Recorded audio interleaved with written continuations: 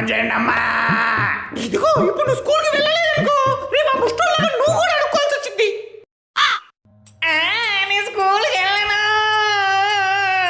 ఇదిగో చూడు ముష్టోడే, నా మాట వినట్లేదులే కానీ నువ్వే కొంచెం చెప్పయ్యా, సరిగ్గా స్కూల్కి వెళ్ళకపోతే నీళ్ళ అడుక్కు తినాల్సి వచ్చిందని. No, I daily used to go to school and I am also an IIT topper. Due to lack of opportunities in this world, I have chosen this path. That's it. అమ్మా